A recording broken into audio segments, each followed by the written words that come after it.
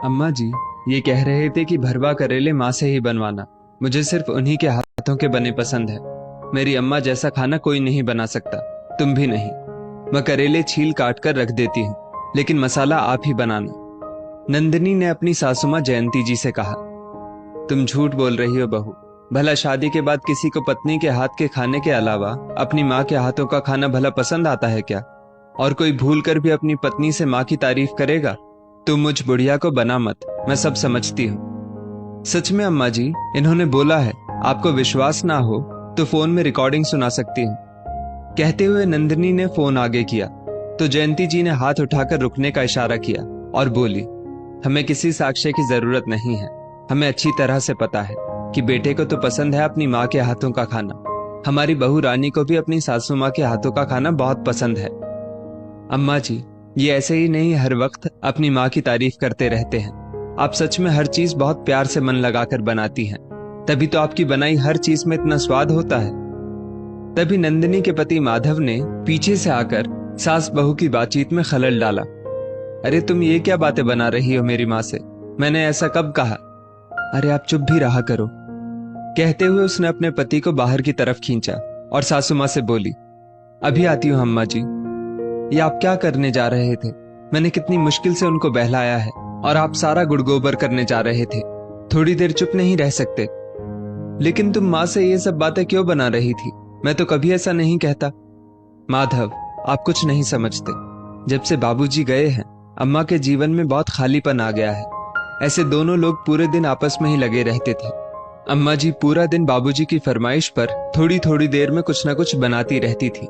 सुबह दोनों लोग मॉर्निंग वॉक पर चले जाते, लौटकर साथ में चाय पीते हुए न्यूज़पेपर पढ़ते और दुनिया भर की बातें करते। ऐसे ही उन दोनों का समय बीत जाता। लेकिन जब से बाबूजी नहीं रहे, अम्मा अकेले उदास हर समय चुप चुप बैठी रहती है। इसलिए मैं उन्हें किसी न किसी काम में लगाए रखने की कोशिश करती हूँ, जिससे उनका ध्यान बटे। आपको पता है माधव, हर माँ को अपने बच्चों के मुंह से अपनी तारीफ सुनना बहुत अच्छा लगता है। आज ही आपने देखा होगा कि मैंने जैसे ही कहा कि माधव कहते हैं कि मेरी माँ जैसा खाना कोई नहीं बनाता, तुम भी नहीं, तो उनके चेहरे की गर्वित खुशी से मिश्रित आभा देखी थी आपने? मैंने तो आज बहुत दिनों बाद उनके चेहरे पर खुशी देखी है, बस उसे बरकरार रख पाऊं। मैंने उनका बेटा होकर उनके बारे में इतनी गहराई से नहीं सोचा, और तुमने मेरी माँ का दर्द इतनी अच्छी तरह समझा। ईश्वर करे मुझे हर जन्म में तुम्ही पत्नी के रूप में मिलो। कहते हुए माधव ने भाव विभोर होकर नंदिनी को गले लगाना चाहा।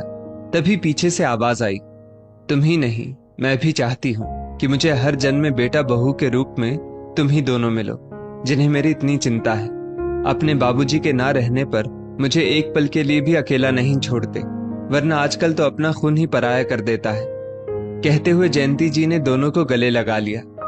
नंदिनी, आज शाम को हम तीनों मूवी देखने चलेंगे, उसके बाद किसी अच्छे से रेस्टोरेंट में डिनर करेंगे। और माँ, आप अच्छी तरह से तैयार होकर चलेंगी, जैसे बाबूजी के सामने होती थी। बाबूजी को आप हमेशा अच्छी तरह सजी सवरी ही अच्छी लगती थी, रोते हुए मायूस चेहरे के साथ नहीं। नंदिनी सही कहती है, खाना तो मैं रोज आपके हाथों का ही खाऊंगा, और भरवा करेले बनाना मत भूलिएगा, जिससे तुम्हारी बीवी आराम करे और मैं हर समय रसोई घर में काम करूं। तारीफ कर करके काम करवाने का ये तरीका तो बहुत अच्छा निकाला बहू तुमने। जयंती जी ने हंसते हुए कहा, और तीनों लोग साथ में हंसने लगे। अभी थोड़ी देर पहले पूरे घर में सन्नाटा पसरा पड़ा था, लेकिन अब हंसने की आवाजें आ रही थी। दोस्तों, कोई ना साथ आया है और ना साथ जाएगा, सबको आगे पीछे अलग अलग जाना है। पति पत्नी में एक के जाने के बाद दूसरा अकेला रह जाता है। ऐसे में अगर परिवार व बच्चे साथ दें तो अकेलापन ज्यादा परेशान नहीं करता। इसलिए समय निकालकर अपने घर के बड़े बुजुर्गों को थोड़ा समय जरूर दें। इस स्टोरी को लेकर आपकी क्या राय है? नीचे कमेंट करके जरूर बताइएगा।